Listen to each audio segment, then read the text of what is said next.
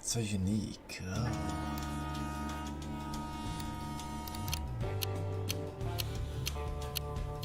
We're pushing 5 minutes.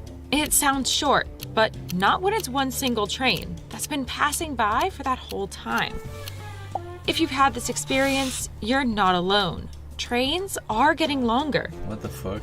Some new trains have over 100 cars and stretch 10,000 to 15,000 feet, almost 3 miles long. That's double the size of a conventional 5,000-foot train. So why have trains suddenly gotten this long? It's a question worth asking because this increase in length brings real consequences. Today, trains move almost 28% of cargo around the US, but it didn't used to be that way. In the mid-20th century, the train industry was stifled by overwhelming federal regulations. Prior to 1980, the federal government had a very heavy hand in how railroads operated. But by 1980, the government had realized that their involvement was hindering the industry. And there were two options: nationalize or deregulate. And what the Staggers Act did was really allowed railroads to start acting and operating like market players. In other words, they could charge whatever rates the market would bear. They could operate only on those routes that actually had enough traffic to make them viable. This legislation allowed for the industry to innovate on its own, and it did.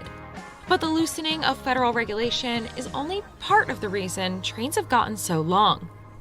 A standard U.S. freight train is about 5,000 to 6,000 feet long, and they've been that way for the better part of 70 years. This train length was considered safe and efficient.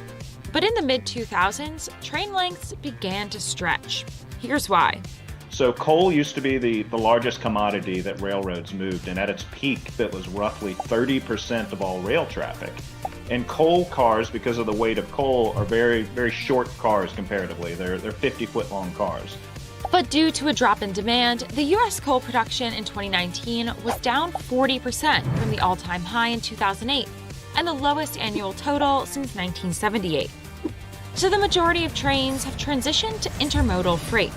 Intermodal containers are designed for use on multiple modes of transportation. They allow shipments to move seamlessly between trucks, trains, and cargo ships. The emergence of intermodal traffic has really taken a bigger and bigger and bigger chunk of overall rail traffic, which it is now our largest commodity sector that we move. Intermodal cars are significantly larger. Average intermodal car is about 225 feet. And so just apples to apples right there, when you see the decrease in coal with the dramatic increase of intermodal, you're using longer and longer cars.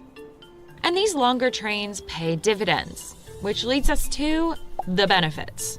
1, revenue. Since the railroads can reduce the number of trains on their networks, they're decreasing costs while transporting more goods. Since 2000, revenue for railroad companies has increased nearly 70%. 2, environmental. Benefits of the intermodal train is one intermodal train can move the equivalent of upwards of 275 trucks. And so that's 275 trucks that aren't on the nation's highways. That's reducing congestion, it's reducing emissions, it's reducing wear and tear on the nation's highway infrastructure. Transporting more freight on one train helps to maximize locomotives, crews, fuel, and other resources. And with fewer trucks on the road, traffic could potentially be reduced. But like we mentioned in the beginning, these longer trains are more than just an inconvenience for commuters at a crossing. These are the problems. 1, the weight. Longer trains drastically increase the length of crossing times, which can be more dangerous than you might think. Small towns have reported that emergency vehicles couldn't get past trains. Most states follow the rule of thumb that train crossings cannot exceed 20 minutes. But 5,000-foot trains generally take much, much less time than that. However, with the increase of longer trains, there are now fewer trains, which means there are fewer crossings to clog up intersections. 2, infrastructure.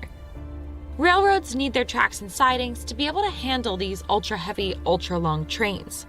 And railroads are building the infrastructure needed to the tune of $25 million a year. Train length is currently federally unregulated. Any push to add rules would likely face stiff industry opposition because railroads use these longer trains to boost margins. For example, a bill in 2019 that aimed to limit train length was shut down by the railroad lobby. State governments and local communities hope that with increased regulation, train length will be made safer, while railroad companies put their efforts into infrastructure. So the future of the railroad industry is honestly, it's the future of the tangible economy in the U.S. And as the consumer continues to consume goods, as long as Amazon and other companies are running at the level they are right now, railroads will continue to play a significant role in moving those goods to market. What do you think about the increase in train length? I don't care. I'll either drive or live in the US.